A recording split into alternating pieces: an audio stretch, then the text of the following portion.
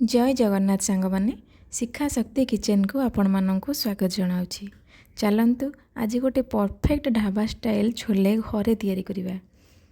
जो छोले को आम होटेल किणिकी आनी खाती केवल ता टेस्ट पाई, तो सेम टेस्ट रो छोले आज मु घरे बनैबी। चलतु देखिबा तार टेस्ट ढाबा स्टाइल छोले सहित मैच करुच्ची कि नहीं। तो डेरी न करी चलतु आम बनैबा। तो ये मु काबुली चना को 8 ରୁ 10 घंटा भिजेकी रखीदी।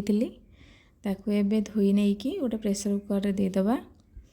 से हाफ चामच लूण, हाफ चामच हलदी गुंड, आउ किछि गोटा मसला तेजपत्र, दालचीनी, गोलमरीच, लवंग, अलैच, बड़ अलैच देकी गोटे ग्लास पानी देकी ताकू सिझिया छाड़ीदेवा। तो 4 ରୁ 5टा सीटी आसला जाए आप सिझापी छाड़तु। न मैंने भलसे न सिझिले तो टेस्ट खायापी एत भाग लगे ना। तो देखंतु एबे मोर काबुली चना गुड़ा परफेक्टली सिझी जाइए। देखो मुझे चिपिकी भी देखौची पूरा बढ़िया से सिझी। एबे गोटे मसला बनैबा चलतु। तो गोटे बड़ टमाटर नहीं 7-8टा काजू, धनिया पत्रर नाड़ गुड़ा आउ गोटे चामच ये जो सिझा काबुली चना को देकी गोटे फाइन पेस्ट बनै नबा। तो ये गोटे कड़ाई रे 2 बड़ चामच तेल देदेबा। तेल गरम हेले से गोटे छोट चामच जीरा दे दिंतु। जीरा फुटवा लगे एबे से 2टा मीडियम साइजर पियाज काटिकी देछि। तो ये पियाज को आम भल भाव भाजवा जमीती से गोल्डन ब्राउन है जाए भल भाव भाजवा।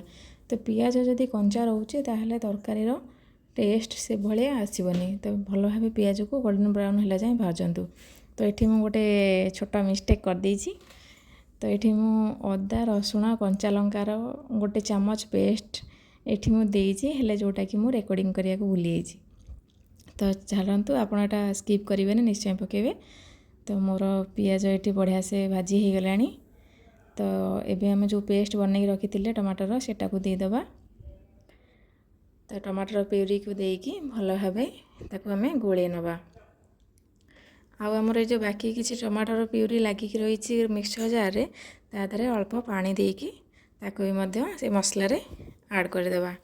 एबे ताको भल भाव गोले नवा। एबे आम किछि बेसिक मसला दबा जमती कि आधा चामच हलदी गुंड, गोटे चामच काश्मीरी लंका गुंड। मुझे लंका गुंड पकाउनी कारण मोर छोट छुआ भी अच्छी। तो ये मु गोटे चामच धनिया पाउडर, गोटे चामच जीरा पाउडर देकी ताको भल भाव गोले नौछि। स्वाद अनुसार लुण ये पकेबे जेहेतु आमर सिझेला बेले भी लुण पकई। तो ये टिके कम लुण पकेबा नहेले तरकारीटा लुणिया हो। आपड़ पछरे भी तादरे लुण ऐड करेंगे से हिसाब से कम पकातु। तो ये मसला को आम भल भाव कषि नहीं जावा। देखो मसला मोर टे शुखला लगुला। तो ये मुझे जो काबुली चनार पानी को गोटे चामच ये देकी भल भाव ताकू कषि नौछि।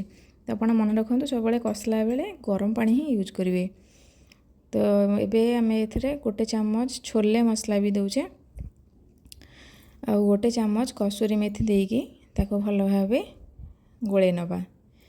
तो भल भाव मसला को कसंतु जमती माने मसलारू तेलटा अलगा हो।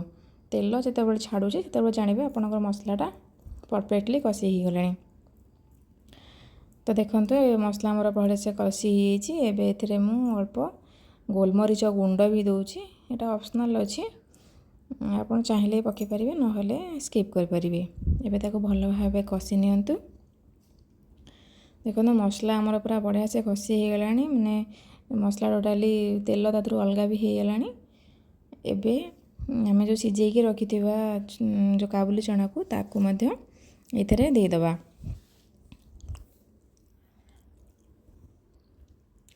एबे ताकू भल भाव गोले नवा।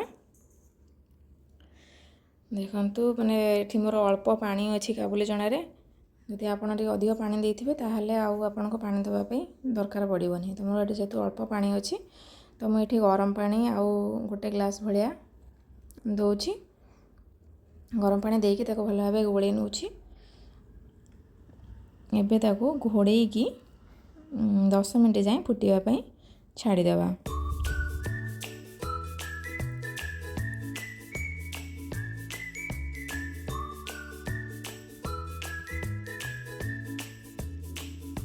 ଦେଖନ୍ତୁ 10 ମିନିଟ୍ ତ ହେଇଗଲାଣି। ଏବେ ତାକୁ ଖୋଲିକି ଦେଖିବା କ'ଣ ହେଇଛି ତା'ର କଣ୍ଡିସନ୍। ଦେଖନ୍ତୁ ତା'ର କଲର୍ ଆଉ ତା ଯେଉଁ ସ୍ମେଲ୍ ଏତେ ବଢ଼ିଆ ଆସୁଛି ଯେ ମୋତେ ଏମିତିରେ ଭୋକ ଲାଗିଲାଣି। ଇଚ୍ଛା ହେଉଛି ସେମିତି ଆଉ କିଛି କରିବିନି, ସେମିତି ଖାଇଦେବି। ତ ଚାଲନ୍ତୁ ଆଉ ଟିକେ ତାକୁ ଢାବା ଷ୍ଟାଇଲ୍ ବନେଇବା ନା। ତ ଏବେ ମୁଁ ଏଠି ଅଧ ଚାମଚ ଭଜା ଜିରା ଗୁଣ୍ଡ ଦେଇଛି, ଅଧ ଚାମଚ ଗରମ ମସଲା ଦେଇକି ତାକୁ ଭଲ ଭାବେ ଗୋଳେଇ ନେଉଛି। ତ ମୁଁ ତାକୁ ଏତିକି ଗ୍ରେଭି ଆର ରଖିଛି, ଆପଣ ଚାହିଁଲେ ପତଳା କି ଆଉ ଟିକେ ଗାଢ଼ା ବି କରିପାରିବେ। ତ ଗୋଟେ ତଡ଼କା ଦେବା। ତ ଏଠି ମୁଁ ଗୋଟେ ପ୍ୟାନ୍ରେ ଅଧ ଚାମଚ ଘିଅ ଦେଇଛି, ଗୋଟେ କଞ୍ଚା ଲଙ୍କା ବି ଦେଇଛି। ଆକ୍ଚୁଆଲି ଏଥିରେ ଗୋଟେ ଚାମଚ ଉପରକୁ ଆପଣ ଘିଅ ପକାନ୍ତୁ, ଯେ ମାନେ ତା'ର ଫ୍ଲେଭର୍ଟା ଆହୁରି ବଢ଼ିଆ ଆସିବ। ତ ଏଠି ମୁଁ ଅଳ୍ପ ଟିକେ ଅଦା ବି ଦେଇଛି, କଲର୍ ପାଇଁ କାଶ୍ମୀରୀ ଲାଲ ମିର୍ଚି ପାଉଡ଼ରକୁ ମଧ୍ୟ ମୁଁ ହାଫ୍ ଚାମଚ ଦେଇଛି। ଇଏ ରେଡ଼ି ହୋଇଗଲାଣି ତଡ଼କାକୁ ଆପଣ ଆପଣଙ୍କର ଛୋଲେରେ ଢାଳିଦେବା। ମୋ ହଜବେଣ୍ଡ ଯେହେତୁ ଘିଅ ଟୋଟାଲି ବି ଖାଆନ୍ତିନି, ତ ସେଥିପାଇଁ ମୁଁ ଏଠି ହାଫ୍ ଚାମଚ ହିଁ ଘିଅ ଦେଇଛି। ତ ଯେମିତି ତାଙ୍କୁ ଘିଅର ଟେଷ୍ଟଟା ନ ଜଣାପଡ଼ିବ। ତ ଏବେ ତାକୁ ଭଲ ଭାବେ ଆମେ ଗୋଳେଇ ନେବା। ଆପଣଙ୍କର ରେଡ଼ି ହୋଇଗଲା ଗରମା ଗରମ ଛୋଲେ, ଢାବା ଷ୍ଟାଇଲ୍ ଛୋଲେ। ତ ଆପଣ ଏଥିରେ ଫ୍ରେଶ୍ ଧନିଆ ପକାଇକି ଗରମା ଗରମ ଟେଷ୍ଟ କରନ୍ତୁ। ଛୋଲେକୁ ଭଟୁରେ ସହିତ, କୁଲଚା ସହିତ, ନାନ୍ ସହିତ, ପରଟା ସହିତ, ଏମିତିକି ଭାତ ସହିତ ବି ଆପଣ ଟ୍ରାଏ କରିପାରିବେ। ତ ଦେଖନ୍ତୁ ବଢ଼ିଆ ଲୁକ୍ ଆଉ ବଢ଼ିଆ ସ୍ମେଲ୍ ଆସୁଛି। ଚାଲନ୍ତୁ ତାକୁ ଟେଷ୍ଟ କରିବା। ତ ମୁଁ ଏଇଠି ତାକୁ କୁଲଚା ସହିତ ଟେଷ୍ଟ କରୁଛି। ତ ଦେଖନ୍ତୁ ତା ଲୁକ୍ଟା କେତେ ସୁନ୍ଦର ହେଇଛି, ପୁରା ଢାବା ମାନେ ରେଷ୍ଟୁରାଣ୍ଟ ଷ୍ଟାଇଲ୍ର ହେଇଛି। ଆଉ ମାନେ ୱେଟ୍ କରି ହେଉନି, ମୁଁ ତାକୁ ଟେଷ୍ଟ କରିସାରିଲିଣି। ତ ଆପଣମାନେ ବି ଘରେ ବନାନ୍ତୁ ଆଉ ମୋତେ କମେଣ୍ଟରେ ଜଣାନ୍ତୁ ଯେ କେମିତି ଲାଗୁଛି। ଯଦି କୁଲଚାର ରେସିପି ଦରକାର ତାହେଲେ ମୋତେ କମେଣ୍ଟରେ ନିଶ୍ଚୟ ଜଣାନ୍ତୁ। ତ ଚ୍ୟାନେଲକୁ ଲାଇକ୍, ସେୟାର, ସବସ୍କ୍ରାଇବ୍ ନିଶ୍ଚୟ କରିବାକୁ ଭୁଲିବେନି। ରହୁଛି, ଜୟ ଜଗନ୍ନାଥ।